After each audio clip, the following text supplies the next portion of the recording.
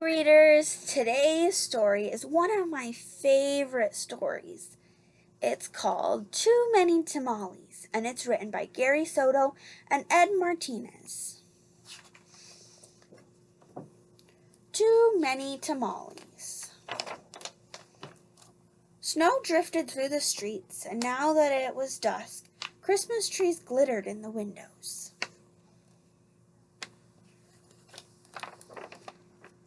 Maria moved her nose off the glass and came back to the counter.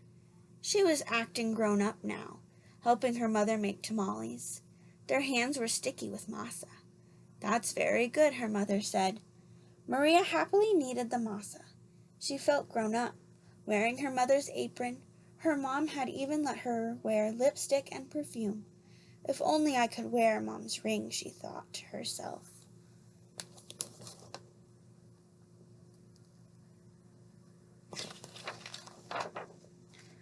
Maria's mother had placed her diamond ring on the kitchen counter. Maria loved that ring. She loved how it sparkled like their Christmas tree lights. When her mother left the kitchen to answer the telephone, Maria couldn't help herself. She wiped up her hands on the apron and looked back at the door.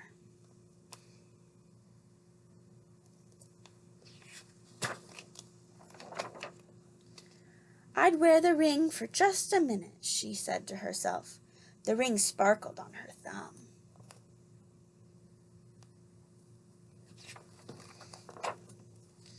Maria returned to kneading the masa, her hands pumping up and down. On her thumb the ring disappeared. Then reappeared in the sticky glob of dough. Her mother returned and took the bowl from her. "Go get your father for this part," she said. Then the three of them began to spread masa onto the corn husks. Maria's father helped them by plopping a spoonful of meat in the center and folding the husk. He then placed them in a large pot on the stove. They made 24 tamales as the windows grew white with delicious smelling curls of steam.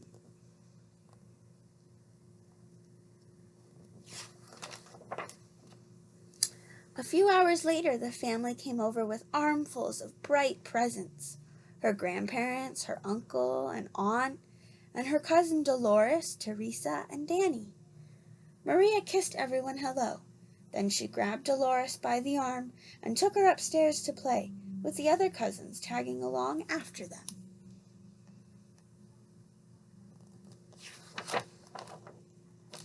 They cut out pictures from the newspaper, pictures of toys they were hoping they were wrapped and sitting underneath the Christmas tree.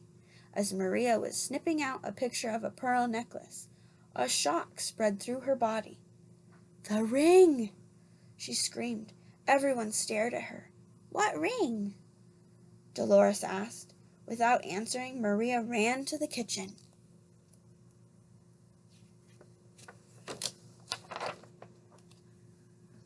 The steaming tamales laid piled on a platter. The ring was inside one of the tamales, she thought to herself. It must have come off when I was kneading the masa. Dolores, Teresa, and Danny skidded into the kitchen behind her. "Help me!" Maria cried. They looked at each other. Danny piped up first. "What do you want us to do?" "Eat them," she said. "If you bite something hard, tell me."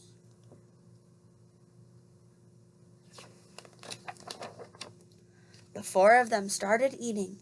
They ripped off the husks and bit into them. The first one was so good. The second one was pretty good. But by the third tamale, they were tired of the taste. "Keep eating," Maria scolded. Corn husks littered the floor. Their stomachs were stretched until they hurt. But the cousins kept eating until only one tamale remained on the plate.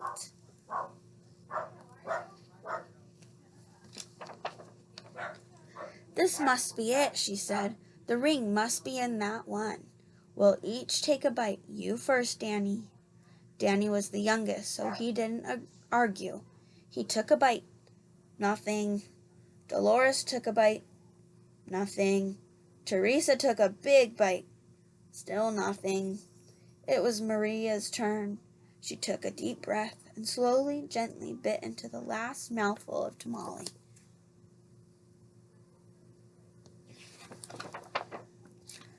Nothing. Didn't any of you bite something hard? Maria asked. Danny frowned. I think I swallowed something hard, he said. Swallowed it? Maria cried, her eyes big with worry. She looked inside his mouth. Teresa said, I didn't bite anything hard, but I think I'm sick. She held her stomach with both hands. Maria didn't dare to look into Teresa's mouth. She wanted to throw herself onto the floor and cry. The ring was now in her cousin's throat, or worse, his belly. How in the world could she tell her mother? But I have to, she thought.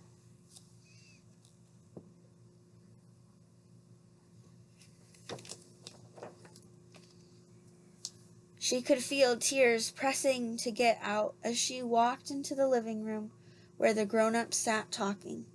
They chattered so loudly that Maria didn't know how to interrupt. Finally, she tugged on her mother's sleeve.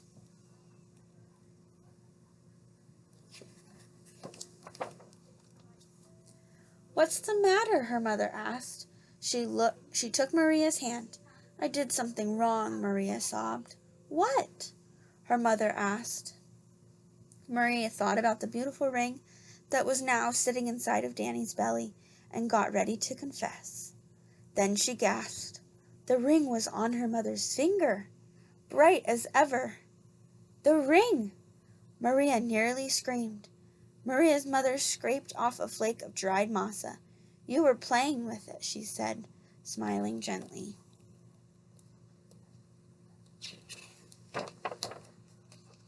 I wanted to wear it, Maria said, looking down at the rug. Then she told them all about how they'd eaten the tamales. Her mother moved the ring a little on her finger. It winked a silvery light. Maria looked up, and Aunt Rosa winked at her too. Well, it looks like we all have to cook up another batch of tamales, Rosa said cheerfully.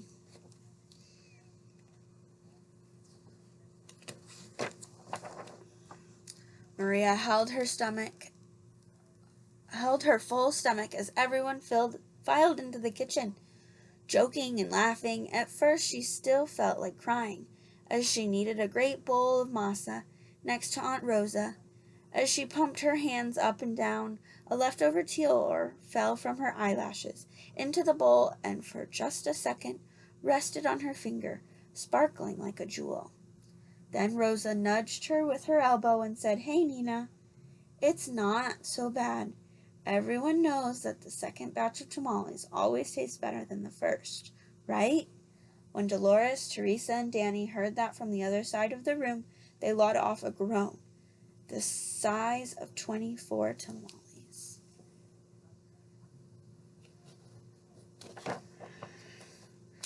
Then Maria couldn't help herself. She laughed, and pretty soon everyone else was laughing, including her mother. And when Maria put her hands back into the bowl of masa, the leftover tear was gone.